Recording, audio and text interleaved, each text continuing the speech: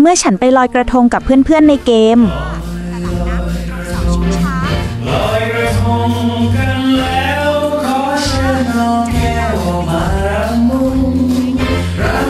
งวันลอยกระทงรำวงวันลอยกระทงบุญจะส่งให้เราสุขใจบุญจะส่งให้เราสุขใจวันเป็นเดือน12น้ำก็นองเต็มตลิ่งเราทั้งหลายชายหญิง